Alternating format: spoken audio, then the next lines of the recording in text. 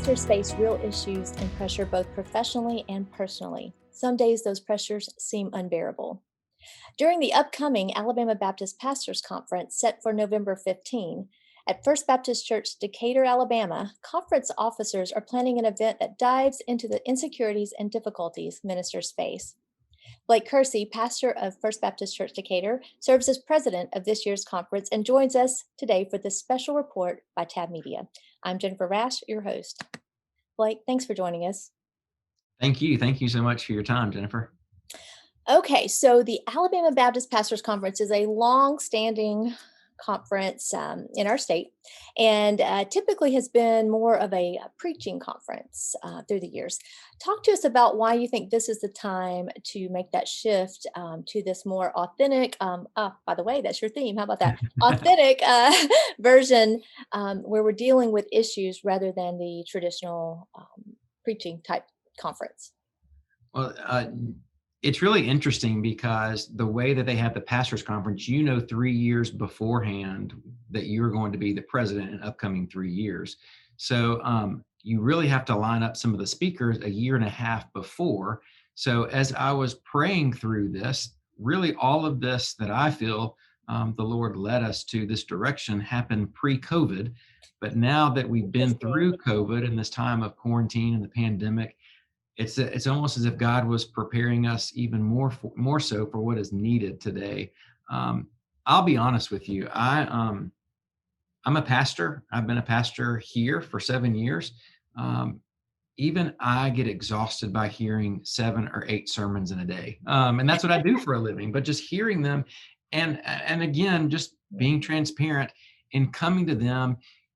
A lot of the pastors would come to the big name speakers, but those who were earlier in the morning that maybe they were younger, maybe they weren't as well known.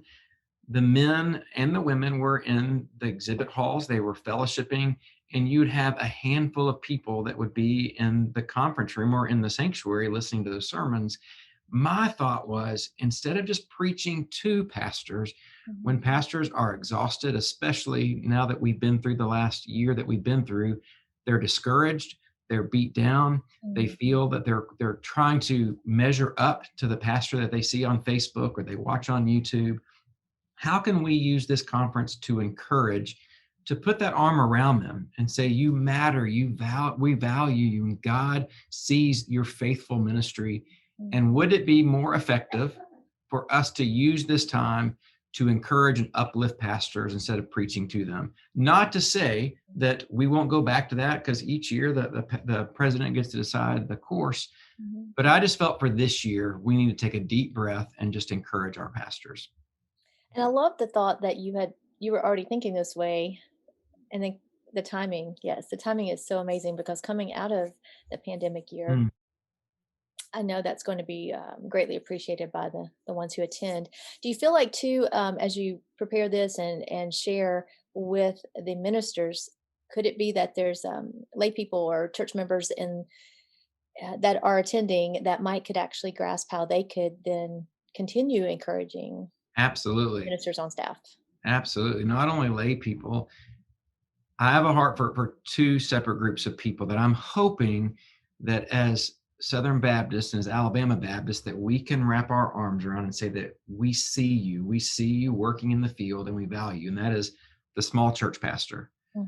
They may never be asked to preach at the pastors conference. They may never be called upon to serve on certain committees.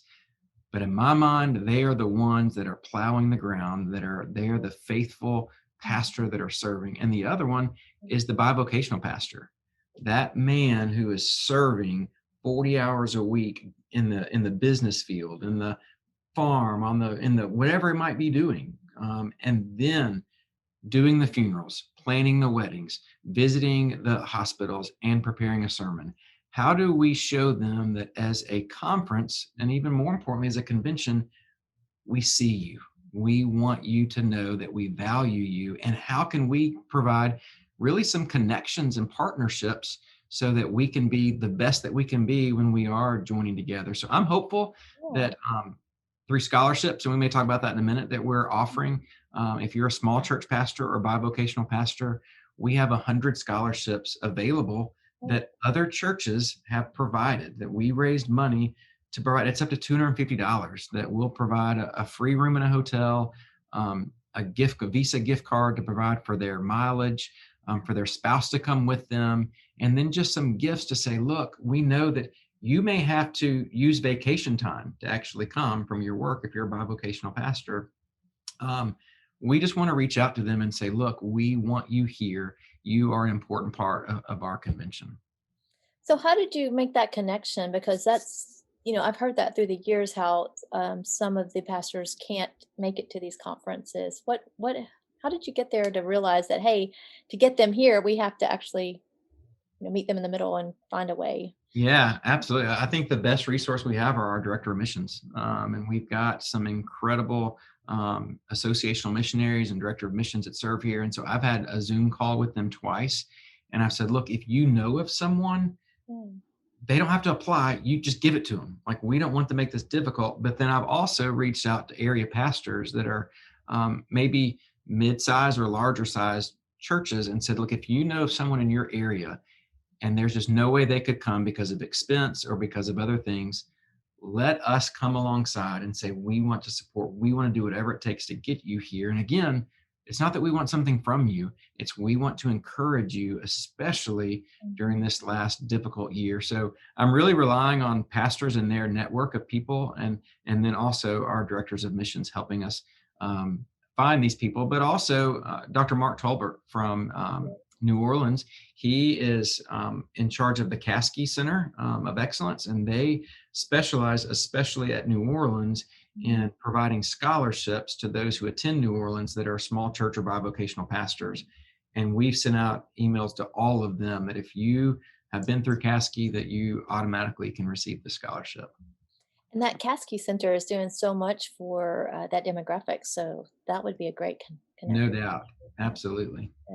I haven't looked recently, but the stats I've looked in the past, the bivocational led church is actually more than half of our state convention, I believe. Right. But they're not the ones you're seeing on Twitter. They're Right. not the ones that you're seeing on They don't Facebook. have time, right? That's right, exactly. But I think when we stand before the Lord, they're going to be the ones that we're going to say, man, thank you for your faithfulness. Thank you for the way that you continued and you balanced more balls in the air than some of us ever even dreamed that we had to balance. Right, right. Oh, that's so good. I love how you're connecting all of that. Okay, so with these issues, what are all these pressures and insecurities and difficulties? Help us understand some of what you see as a pastor, and then what you have heard from your friends. Yeah. Again, all I know is to be transparent. I don't have the energy to try to be somebody on Monday and somebody on Sunday, but I've been in this position as a pastor for 7 years. And what surprised me is how quickly I could allow an email on Monday to define the quote unquote success or value of my ministry. And, Wow. and that email, I'm not talking about, someone complaining about the music or the temperature or the sermon, but I receive an email, and I'm sure most pastors do on Monday, that says, here's what the attendance was. Here's how many were in Sunday school. Here's the offering. And then this is compared to this Sunday last year and this Sunday last week. And I would let that one email dictate my attitude on how I was doing as a pastor. If the numbers were up, wow, well, I must be doing something okay. If the numbers were down, well, goodness, what have I done? They don't like me.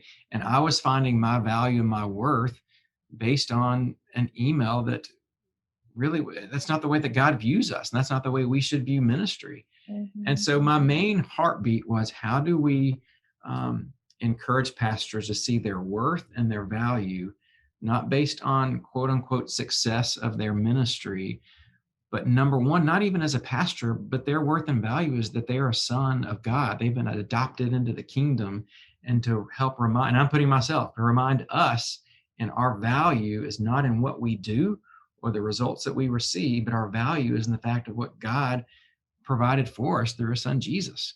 And so, in my opinion, what better person to do that than Dr. Robert Smith from Beeson Divinity School, who was I had him for 2 different classes at Beeson, and he's still my mentor. And such, to me, the best preacher, a living preacher, I think, that we have in the world today. That's in my opinion. But he's also the most humble and the biggest encourager that I've ever had. And when I was at Beeson, you would go and you'd preach the sermon, he would record it.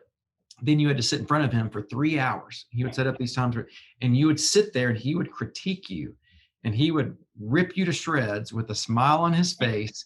And then he would spend the last hour and he would just pray for you. And he would ask about your family. He would ask about what are the things that are burdening you. He was a pastor and he was a pastor at heart. And so I can't wait for him to be able to share that. The other one is just protecting our families. Again, when I became a pastor 7 years ago, my biggest concern was how do I make sure that my family doesn't become one of the statistics that we so see, that a wife that is burned by the church and the politics of the church and trying to play a part, that my kids, who I have 3 small kids under the age of 7 right now, that I want them to love Jesus. I want them to love the church and not have that stereotype pastor's kid that rebels and then ends up not even loving their dad because their dad gave more to church members than he did their own kids. And so I asked Kevin Ezell to come and say, how do we as pastors protect our family? And I think a lot of that comes from being men of integrity, that we're going to be the same men at home that we are preaching. And that means our own spiritual life, that we're staying true to the word, that we are first and foremost faithful followers of Jesus before we're pastors, to encourage us. And then the next to last one, I hope I'm not getting ahead of myself here, No, you're good. that I have a burden because I've seen it in friends' lives. I've seen it in deacons' lives. I've seen it in church members' lives, is the issue of pornography. Mm-hmm. And it is, I believe, Satan's number one tool that he is using today to destroy Christian men. Now, I say that, and it's also a huge issue with Christian women today as well. Right. But for so long, that's been a taboo subject in the church. Oh, it's uncomfortable. We can't talk about that. Well, statistics show that over 80% of men are struggling with that.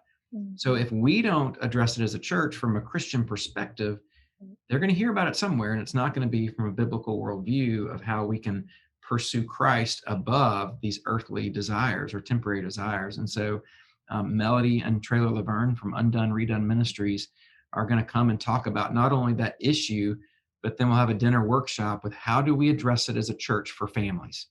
How do we, in this digital age, how can we as church come alongside, not just provide filters, because at some point filters aren't enough, but do we begin to have discussions about age-appropriate conversations for this difficult subject of pictures that they may see or words they may hear or things they may see on even ads today. It doesn't have to be a movie.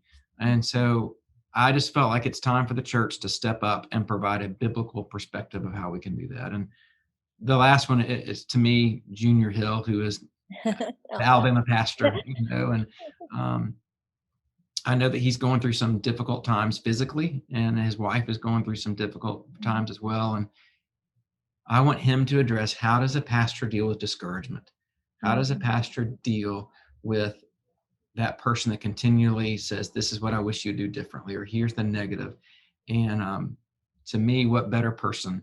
And we're excited because we're going to honor him and give him an award to say, thank you for your legacy. Thank you for your faithfulness and impact. So that was a very long-winded answer to Oh, I your love it. I love and I love how you've kind of balanced it all too, from every angle.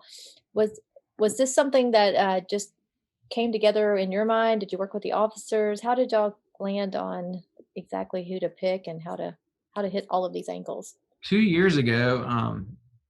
On my 5-year anniversary, First Baptist Decatur was gracious enough to give me a sabbatical. And so I took a month, and I took that month off, and then I spent 2 days, and I just went to a church member at a lake house, and I prayed specifically for this conference. God, what is it that you want?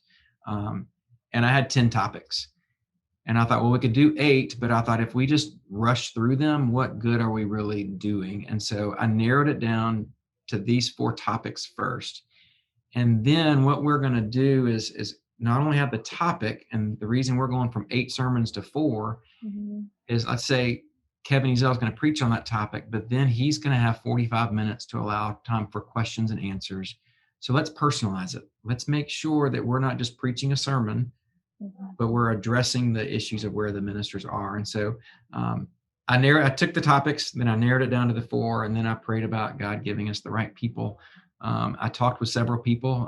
One of my mentors is Phil Waldrop, just an incredible man, and he helped me with some options of who we could ask, and talked with the officers. And that's kind of where we landed. Great, great, great. Now I noticed too the schedule timing has changed from the traditional. It used Traditionally you would start 9ish, somewhere in there, 8:39, and go all day into the night.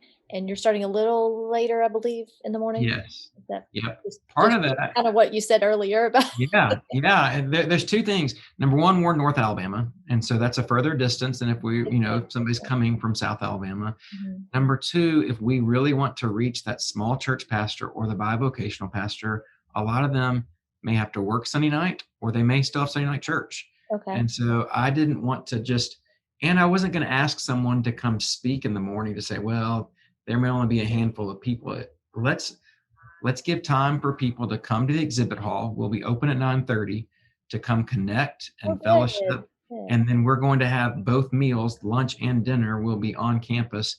Again, the whole idea is let's get them around round tables, and Okay. let's make sure that no one leaves without meeting and connecting with someone intentionally. And so maybe just some breathing time, starting a little later, but doing everything we can to clear the schedule so that we can get especially those small church and bivocational pastors here. I love that. I love that.